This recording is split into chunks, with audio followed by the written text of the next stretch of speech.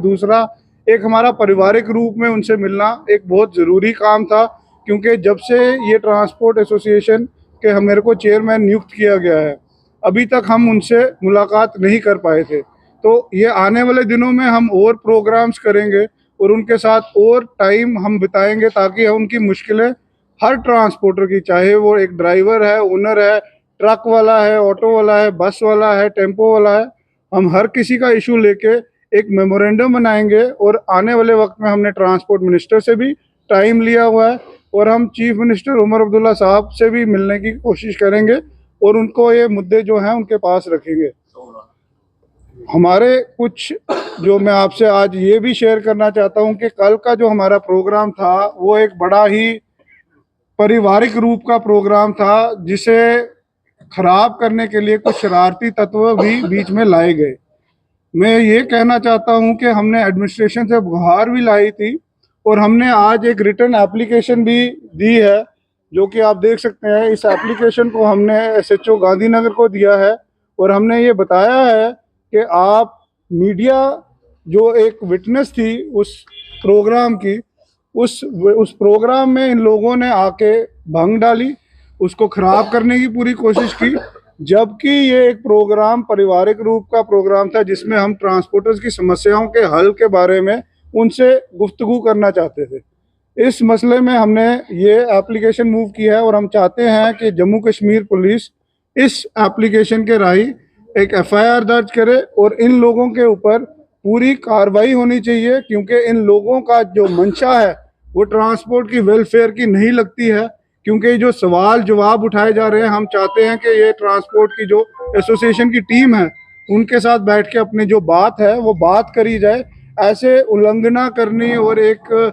शोर शराबा करने का कोई तरीका नहीं है। हम बैठ के जो बात है वो बात हम कर सकते हैं। इस जो भी इश्यूज हैं उसके ऊपर हम बात करने का हम पूरा वक्त भी देंगे और उन्हें पहले मैं मीडिया का धन्यवाद करता हूं, जो कि इतने शॉर्ट नोटिस में आज सारे यहाँ पे हमारे निमंत्रण पे पहुंचे हैं।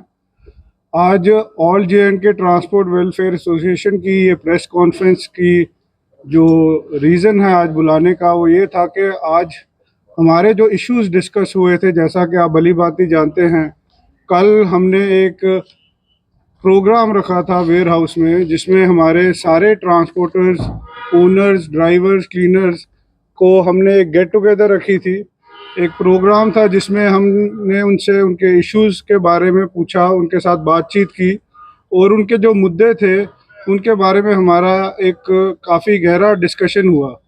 उन इश्यूज़ के रिगार्डिंग हमें जो इश्यूज़ कुछ बताए गए थे ट्रांसपोर्टर्स के थ्रू, जिसमें ई बसेस जो चल रही हैं, जो जम्मू कश्मीर में लाई गई थी पिछले 1.5-2 सालों में, उन ई बसेस को उन्हीं रूट्स पे चलाया जा रहा है जिस पे ऑलरेडी परमिट बेस्ड बसेस चल रही थी। डिफरेंट ग्रुप्स के एक सबसे बड़ा इशू ये आ रहा है कि उन बसेस को वहीं पे ही रन किया जा रहा है without any time chart, without any routine system, जिससे जो नॉर्मल बसेस का जो एक कम्यूट सिस्टम बना हुआ था, लोगों के साथ जुड़े हुए उनका एक काम चल रहा था, उसमें बहुत बहुत ही गिरावट आई हुई है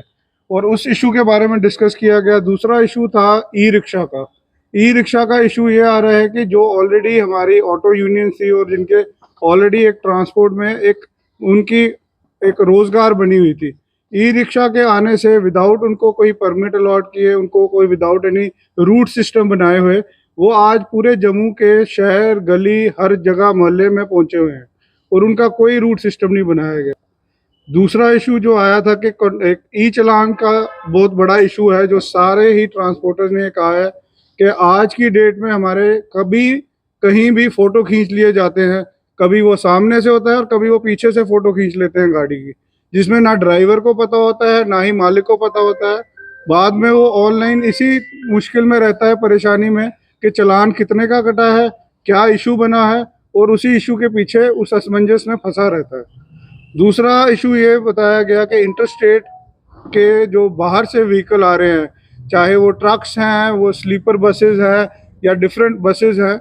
ये लोग जो हैं हमारे स्टेट के जो काम, जो हमारी स्टेट रोज़गार जनरेट करती है, उन कामों को हमारे से छीना जा रहा है। और हम चाहते हैं कि इन चीज़ों पे एक रोक लगाई जाए, कोई पॉलिसी बनाई जाए जो आने वाले समय में हम सरकार के साथ इन मुद्दों को आगे इन इश्यूज़ को उठाएंगे। हमारा ये जो एक प्रोग्राम था, कल का प्रोग्राम, ये एक बड़ा अहम प्रोग्राम था जिसमें हमारी पूरी जे.एंड.के ट्रांसपोर्ट वेलफेयर एसोसिएशन साथ में पूरी टीम पूरे ट्रांसपोर्टर्स के साथ मिली और उनसे हमने जाना कि उनके साथ क्या इश्यूज